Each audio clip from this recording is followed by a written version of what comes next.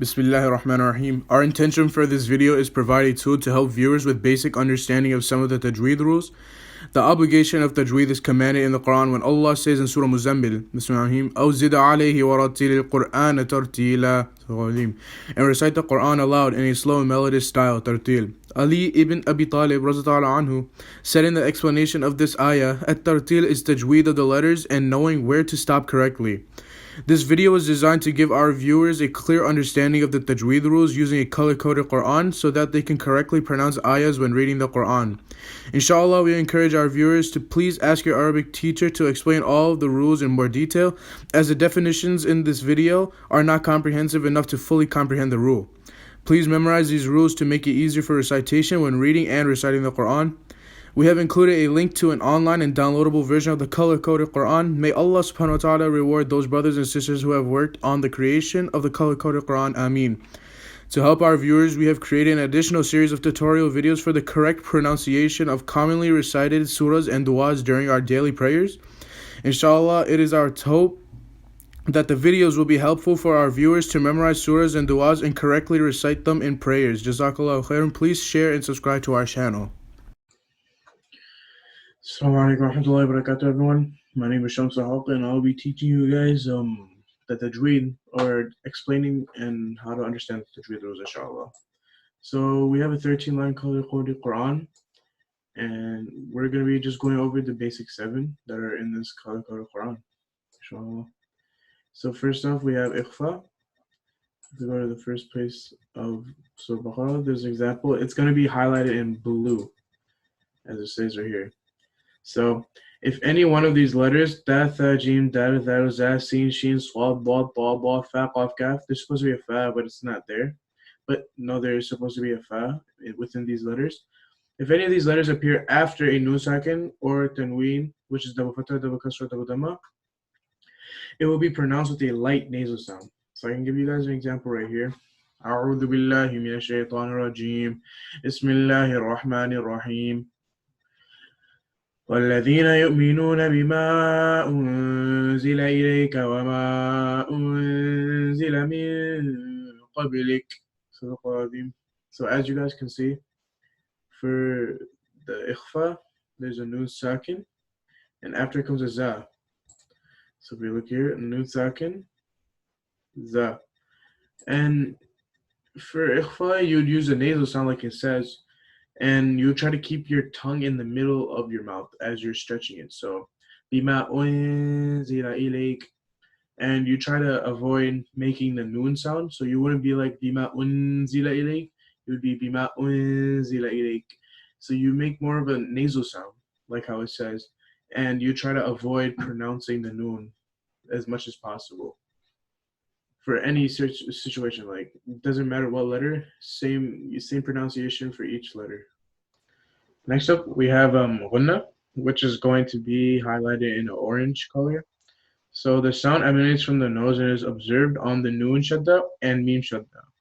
So an example right here for ghunna in Surah Baqarah is وَمِنَ النَّاسِ مَن يَقُولُ آمَنَّا بِاللَّهِ وَبِالْيَوْمِ الْآخِرِ وَمَا هُم بِمُؤْمِنِينَ. Sadaqallahu Alim. So we're obviously going to just pay attention for the ghunna on this part. So notice how there's a noon shadda, like how shown right here in the picture. And unlike the Ikhfa, I make the noon sound completely noticeable. And same with the meem sound. I'll come to that after. So waminan nasi, like I'm not gonna be waminan, like I can't even do that because Ikhfa and noon and ghunna is like in different situations. So you'd make the noon sound completely noticeable, and then if we come to the meem sound right here, so فَلَمَّا أَضَاءَتْ مَا حَوْلَهُ ذَهَبَ اللَّهُ. So فَلَمَّا, exactly the same as I pronounce with the noon shadda. Same with the meem. You make the meem super noticeable. You still stretch it, but you wouldn't make that nasal sound like how you do with Ikhfa. So that's it for ghunna. Ghunna is very simple and easy to understand. Next up, Insha'Allah, we have Ikhfa min sakin, which is going to be a pink color. So when the letter ba appears after a meem sukun, it will be pronounced with a light sound in the nose. So example right here. Pink. Sorry. تظاهرون عليهم بالإثم والعدوان. Sorry. تظاهرون عليهم بالإثم والعدوان. So for Ikhfa sakin is basically like a ghunna, but with a meme sakin that comes before a ba. So same with pronouncing the meme and not making it like how Ikhfa is تظاهرون عليهم بالإثم والعدوان instead of تظاهرون عليهم بالإثم والعدوان. You wouldn't do that. You just make the meme very noticeable and you pronounce it with like all your tongue. You don't keep your tongue in the middle like how it is with Ikhfa. Basically like ghunna, but in a different situation. Next up, we have Idgham, which is going to be highlighted in a dark green. So, if after Noon Sakin or Tanween, the Fatha, the Kasra, the Dhamma, there appear any of these letters, Ya, Noon, Meem, Waw, it will become assimilated into the letter and will be read with Ghunna. So, an example right here in dark green. Bismillahirrahmanirrahim. أولئك على هدى من ربهم وأولئك هم المفلحون. So how it says right here, the Noon Sakin or Tanween. So in this situation, the Tanween came before a Meem right here. So you would pronounce it as Ghunna. So like how we said it as Ghunna is we'd pronounce the letter and we wouldn't make a nasal sound, but we'd still use our nose, but make sure the Meem is noticeable when we're reciting. So another example with a different letter here. So him. وعلى أبصارهم غشاوة ولهم عذاب عظيم. So the same thing as over here. I made sure the wow was like noticeable when I recited it. So it's going to be like that for each and every single one of these four letters. It doesn't switch up or anything. So yeah, that's just Idgham right there. Next up we have Qalqalah, and it's going to be highlighted in red. So the 5 letters of Qalqalah are Qaf, Ta, Ba, Jim, Dal. When any of these letters in a word has a sukun on it, or if deciding on pausing on any of these letters which appear at the end of a sentence, it will appear to have an echoing or jerking sound. So if we can find an example over here. Highlight in red. Bismillahirrahmanirrahim. ألف لام ميم ذلك الكتاب لا ريب. So as you can see, how it's said with the jerking sound. So ba right here, ba. I decide to pause over here or stop. So then when I stop, I make a jerking sound or a bounce is what I learned from. It's like ذلك الكتاب لا ريب. And another example right here is وَمِمَّا رَزَقْنَاهُمْ يُنْفِقُونَ. So it basically says it all right here. How in any of the sentence it will appear to have an echoing or jerking sound. So ذَلِكَ الْكِتَابُ لَا رَيْبَ. It would be like that. It's very simple, and it only occurs with these 5 letters. You don't do it for any letter you please. It's just these 5 letters where whenever you stop or it has a sukun on it, that's when you would do the bouncy or jerking sound. Next up we have qalb, which is going to be in a dark blue or purple color, you could say. So if after a noon sakin or tanween, the letter ba will appears, then the noon sakin or tanween will be incorporated into the letter meem and will be recited with ghunna.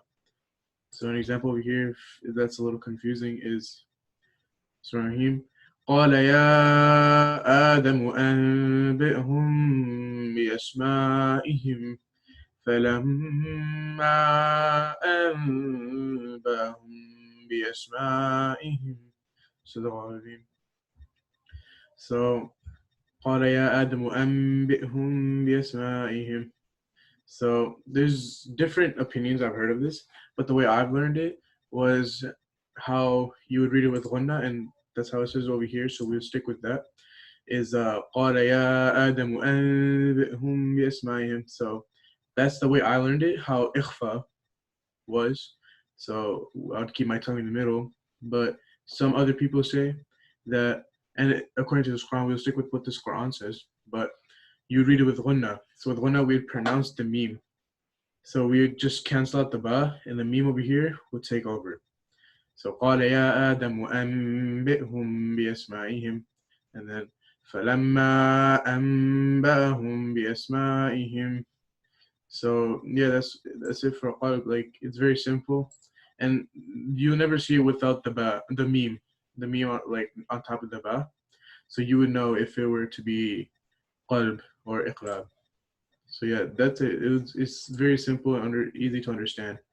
And the noon always has to have the sukun on it, or it's a tanween, or double fatha, double kasra, double dhamma. So finally, the last read rule is idgham mim sakin. So if after a mim sukun there appears another mim shadda, the two memes will become incorporated and will be read with ghanna. So an example over here is Bismillahir Rahmanir Rahim. هو الذي خلق لكم ما في الأرض جميعا. So خلق لكم. So how it's said over here, the two memes will become incorporated and be read with one now. I connected these two, I combined them. خلق لكم. I read it with one now. So I made the meme very pronounceable, like very noticeable. So if I were to read in front of you, I would say هو الذي خلق لكم ما في الأرض جميعا. You wouldn't think you wouldn't think it's an Ikhfa, because I wouldn't have made that nasal sound, because I would make it clear. And this only occurs, what's it called? Idgham mim sakin only occurs when two memes, one sukun, one shadda, are next to each other. So yeah, those are the 7 tajweed rules of this color-coded Quran. Inshallah, I hope you all understood what I said, and I hope you guys benefited from this. And next time you guys would read Quran, maybe inshallah, it'll be easy for you guys. And Jazakallah khairan. Assalamu alaikum wa rahmatullahi wa barakatuh.